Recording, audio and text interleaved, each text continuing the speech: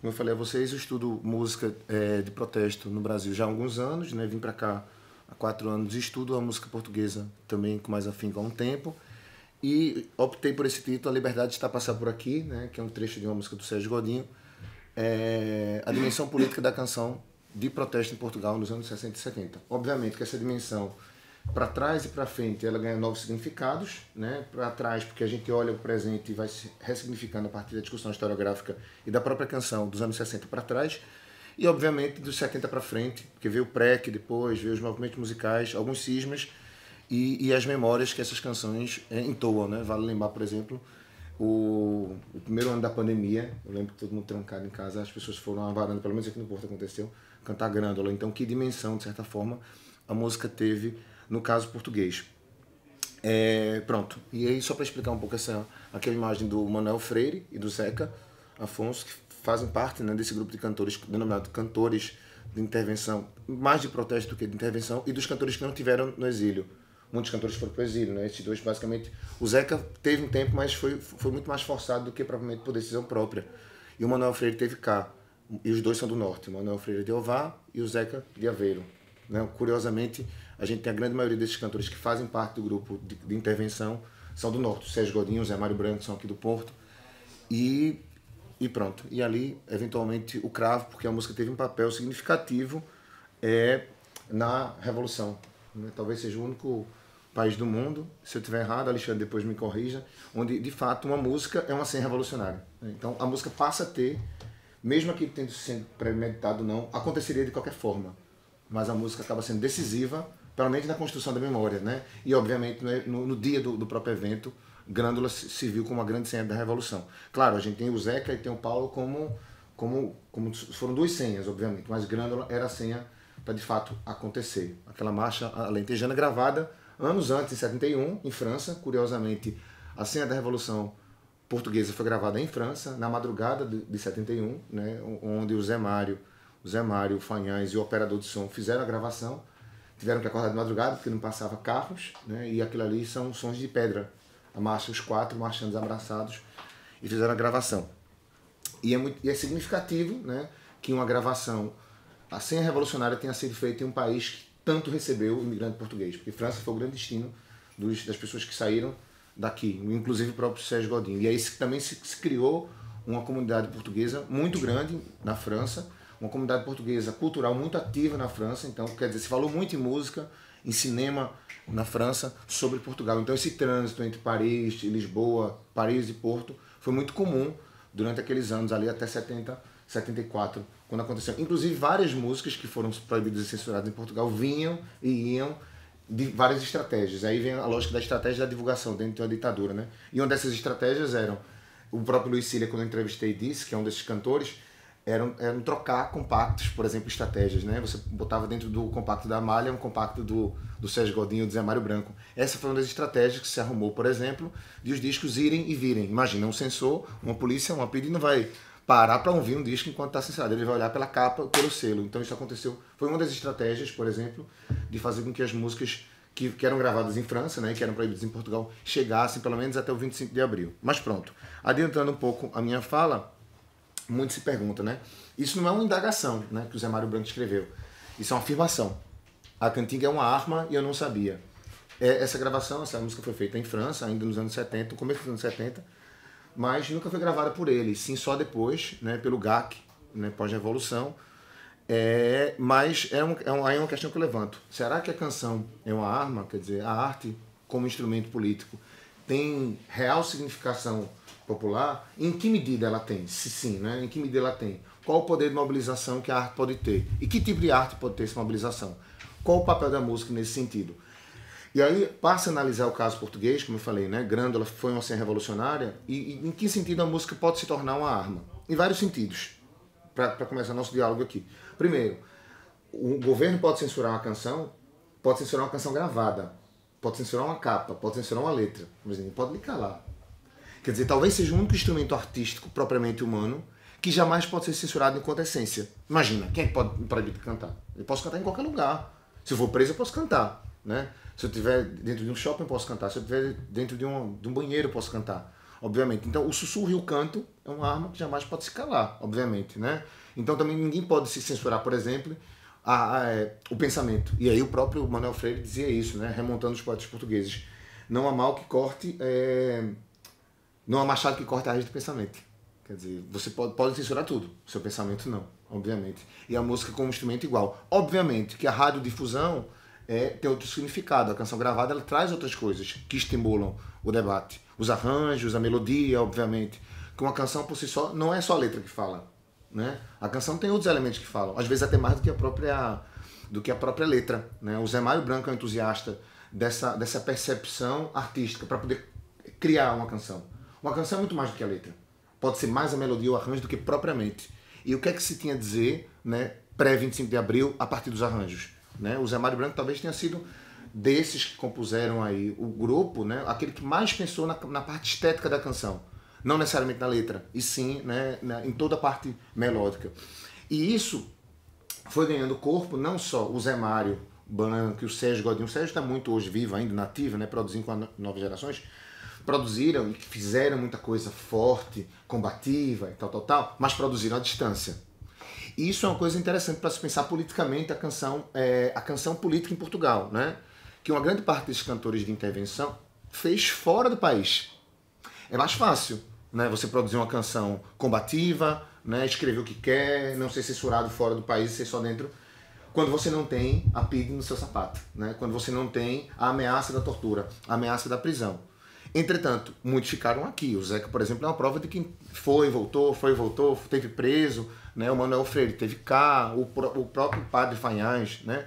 Que também é um fenômeno muito engraçado aqui em Portugal e muito interessante nesse sentido. Você tem um padre, né, que largou a igreja e fez parte desse movimento da canção de intervenção, né? Gravando poetas e poetisas portugueses e sendo aquela ponte ali sempre um dos personagens mais importantes da música portuguesa, mesmo não sendo a figura mais reverenciada. Quem é que ouve falar no Padre Fanhães? Está vivo ainda, né? Teve na gravação de Grândola. Foi um grande articulador e está aí vivo, escrevendo e tal.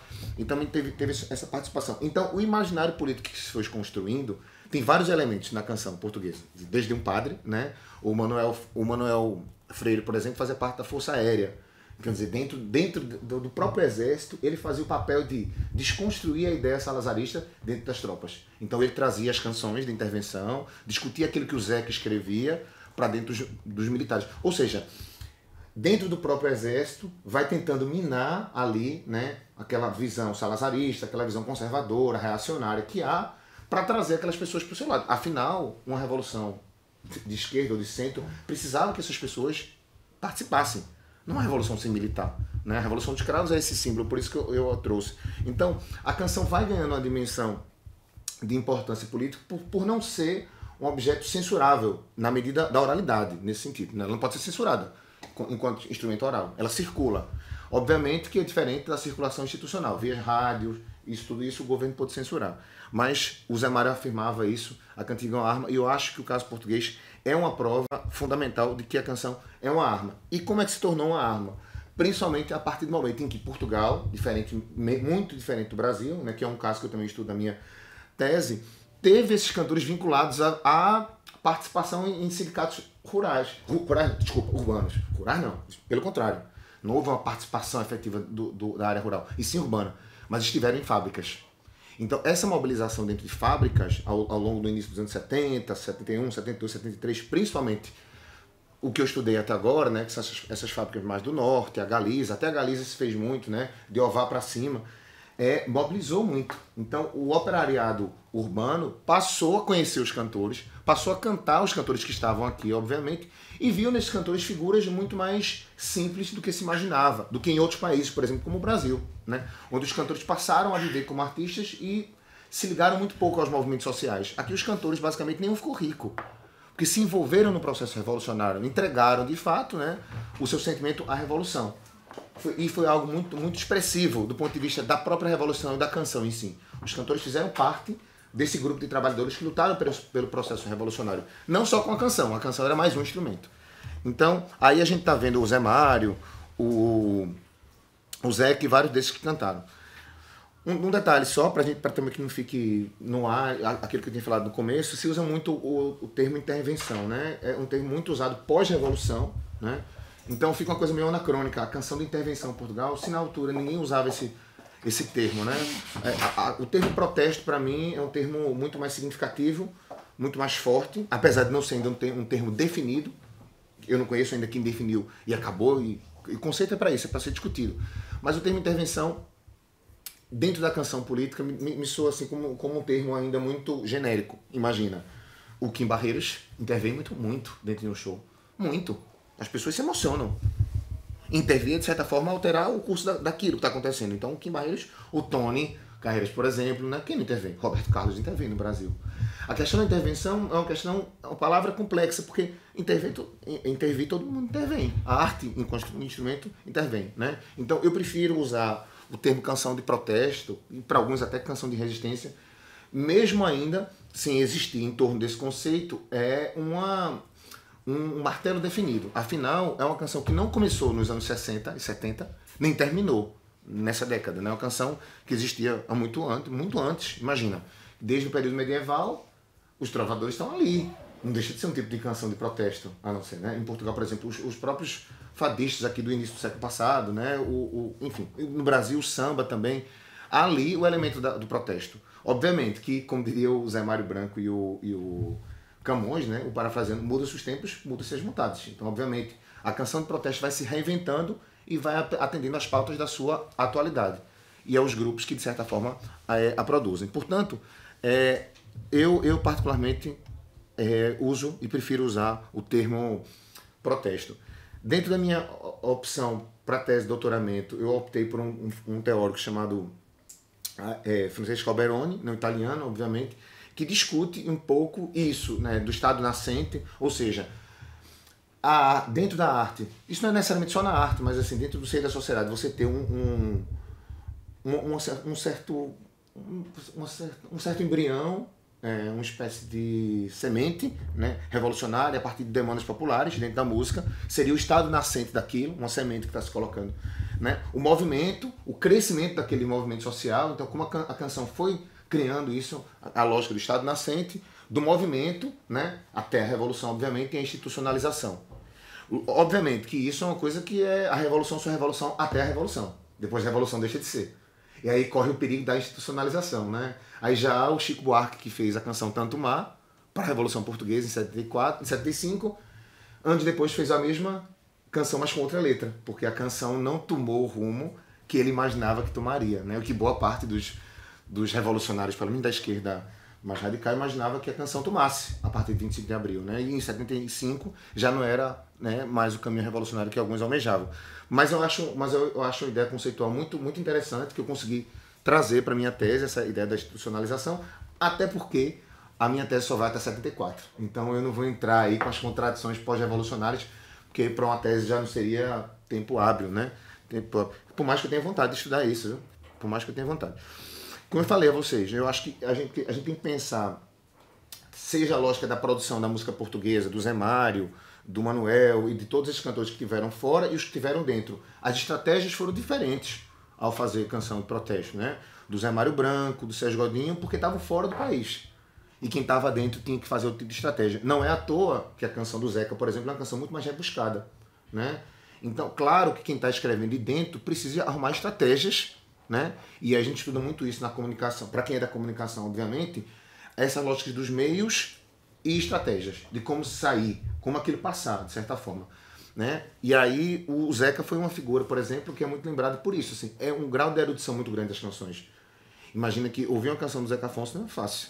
Uma ou outra é muito mais fácil, os vampiros e tal. Mas algumas das canções envolvem, inclusive, vários elementos de África, onde ele teve lá, e morou em África um certo tempo.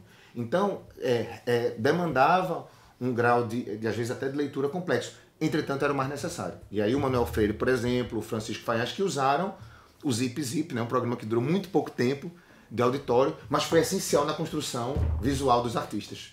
Porque, por exemplo, uma coisa é um artista existir e você ouvi-lo. Outra coisa é um artista existir e você vê-lo na televisão. A televisão passa a ter um papel na própria música de intervenção, não só em Portugal, mas no mundo todo, também porque você passa a, de fato, visualizar aquela pessoa que você admira. Você nunca viu o rosto de ninguém, agora você passa a ver. Mesmo nas brenhas mais distantes, a pessoa passa a materializar. Então, por mais que você vê, quando você vê aquela figura dentro de uma fábrica, não é mais um estranho. É uma voz que era familiar, agora passa a ser uma pessoa que é familiar. Então você passa a ter o alinhamento, né, dentro dessas fábricas. Esses encontros em fábricas foram fundamentais para, de certa forma, transformar os cantores em operários, como os próprios operários, né? Que é um caso diferente no Brasil. Não se criou hierarquia entre a arte, por exemplo, e os operários, né? Todos tinham um papel ali e de uma forma horizontal. Eu acho que isso foi muito significativo para o processo do curso e para esse imaginário popular que a canção tomou em Portugal. Eu acho que até o pós-25 de abril é um imaginário, inclusive, vitorioso, que se olha para a canção de protesto como uma canção vitoriosa aqui. Né? Que não se pode dizer o mesmo no Brasil. Não se pode dizer o mesmo no Brasil. Veja, a distinção foi lenta, gradual, terminou em 85 e não houve uma participação efetiva, de fato, né, uma cena revolucionária para aquilo. Então, aqui se olha, talvez seja o único lugar do mundo, ou o maior lugar do mundo, onde se olha para a música como algo que, de fato, ajudou a construir o processo revolucionário.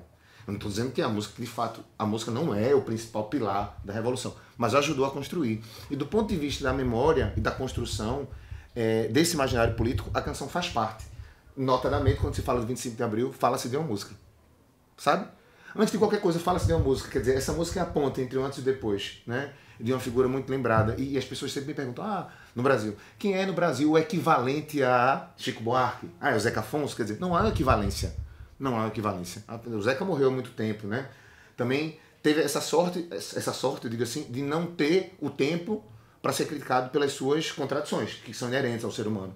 Né? O Zé Mário faleceu há pouco tempo e, sei lá, do ponto de vista popular, é um cara muito pouco lembrado, né? Um cara que sempre foi muito associado ao Partido Comunista. Mas, enfim, não há essa ligação.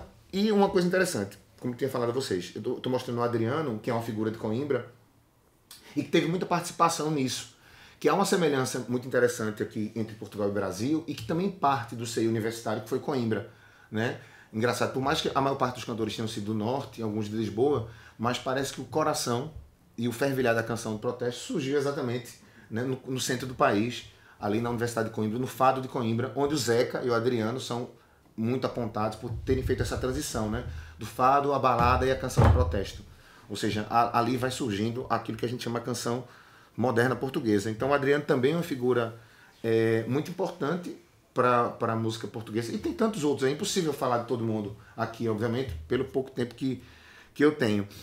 Vale lembrar aqui que eu também uso como recurso teórico o Jacques Rancière, né, que é muito conhecido pelo livro Mestre Ignorante, que é tal, mas eu uso o livro chamado Espectador Emancipado, que obviamente, ele discute a questão do teatro, né, como dentro do teatro o espectador não é apenas uma pessoa passiva, quer dizer, o espectador ele interage e pode interagir de forma ativa com a apresentação que está sendo elaborada, mas eu faço essa tradução para a música, né? Então, assim, quando se imagina que a pessoa está ouvindo aqui aquilo ali de forma passiva, pelo contrário, aquilo ali ativa em determinados pontos. É isso que o Zé Mário Branco fala. Muitas vezes se duvida, né, que o operário, que o trabalhador, o operário não entende isso, o operário não...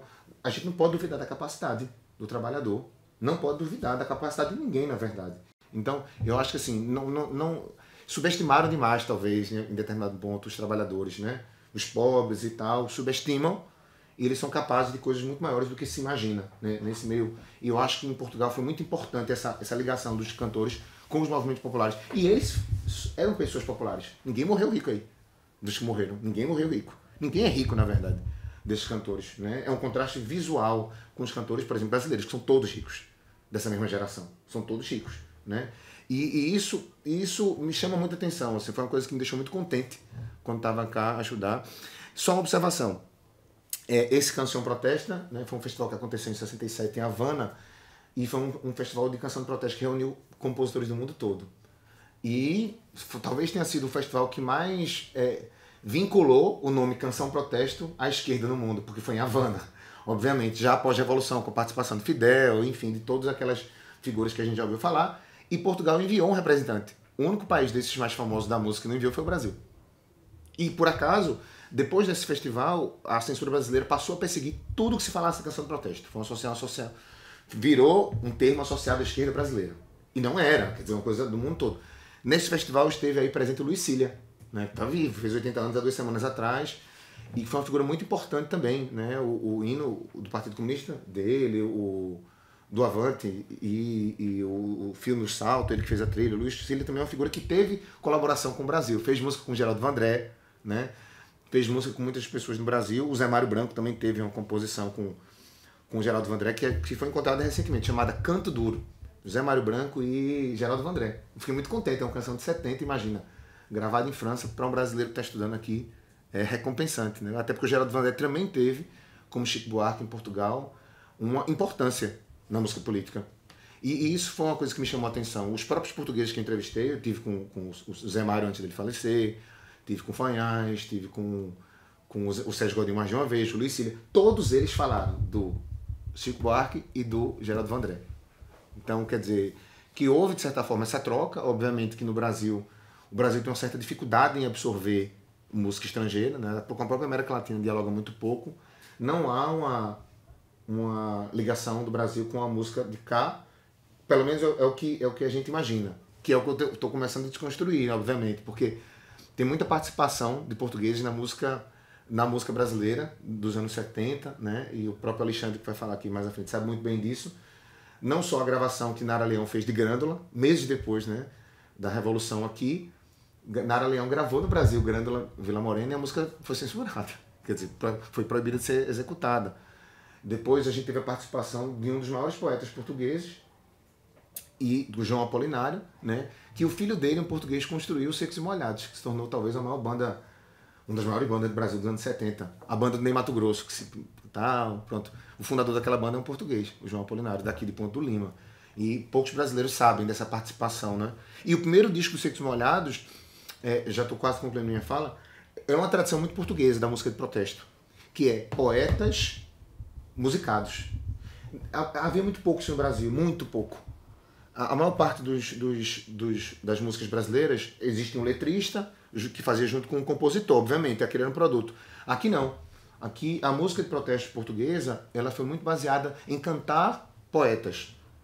Se pegava um poeta, já existia o poema e se musicava. Então Ari dos Santos, por exemplo, o Manuel Alegre, né? O próprio Camões virou música de intervenção, né?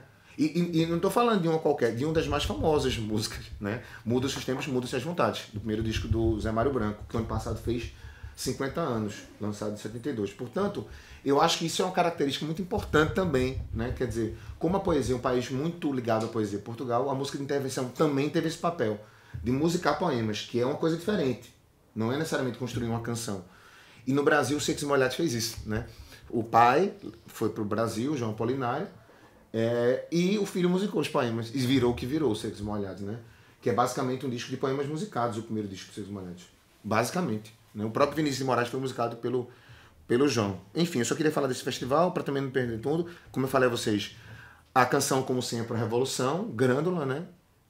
Como a principal senha revolucionária associada de um cravo. É óbvio que foi uma revolução que não tomou o rumo das revoluções naturalmente conhecidas.